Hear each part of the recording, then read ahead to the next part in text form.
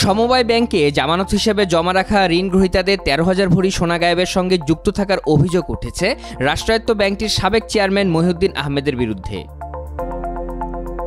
২০২১ সালে দুর্নীতি দমন কমিশন সোনা বিক্রি করে দেওয়ার ঘটনায় মামলা করে। মামলার এজাহারে ৯ আসামির মধ্যে মহিউদ্দিনের নাম ছিল ১ নম্বরে। তবে রাজনৈতিক প্রভাব খাটিয়ে অভিযোগপত্র থেকে নিজের নাম বাদ দেওয়ার ব্যবস্থা করেছিলেন তিনি।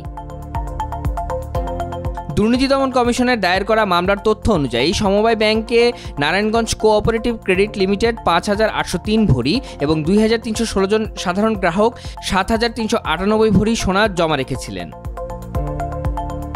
মামলার নথি এবং সূত্রের উদ্ধৃতি দিয়ে সংবাদ মাধ্যমে উল্লেখ করা হয়েছে, ব্যাংকের কয়েকজন কর্মকর্তার সঙ্গে যোগসাজশ করে গ্রাহকদের জামানতের এই স্বর্ণ বের করে নেন আওয়ামী লীগের এ নেতা। এ সোনার বর্তমান বাজার মূল্য ১০০ কোটি টাকা।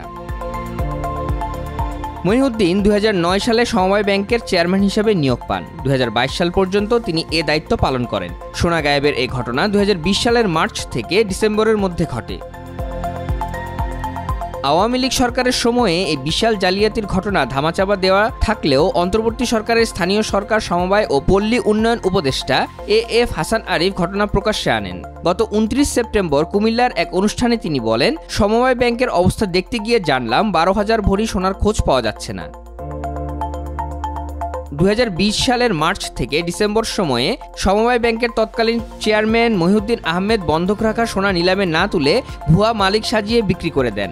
এক্ষেত্রে জাতীয় পরিচয়পত্র জালিয়াতি করা হয়। মহিউদ্দিন আহমেদকে জালিয়াতিতে সহায়তাকারীদের একজন সমবায় ব্যাংকের সিনিয়র অফিসার নূর মোহাম্মদ। তিনি মহিউদ্দিন আহমেদের ভাগ্নে। দুদকের মামলায় নূর মোহাম্মদ ৬ নম্বর আসামি। মামলাটি এখন বিচারাধীন। মহিউদ্দিন আহমেদের বিরুদ্ধে সমবায় ব্যাংকের চেয়ারম্যান থাকাকালে আরও অনিয়ম ও দুর্নীতির অভিযোগ রয়েছে। নারায়ণগঞ্জে সমবায় ব্যাংকের ১০তলা একটি বাণিজ্যিক ভবন নির্মাণে অনুমোদিত ব্যয় ছিল ৩১ কোটি টাকা।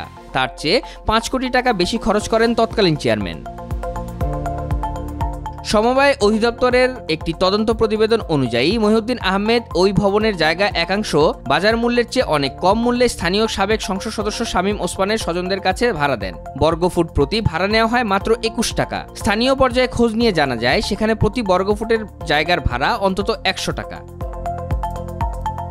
সমবায় ব্যাংকের প্রতিবেদন বলছে, মহিউদ্দিন আহমেদের সময়ে নিয়োগ পাওয়া কর্মীদের অধিকাংশই অদক্ষ, অসৎ ও উচ্ছৃঙ্খল। তাদের অন্তত ১৩০ জন গৃহ নির্মাণ ঋণ নিয়েছেন।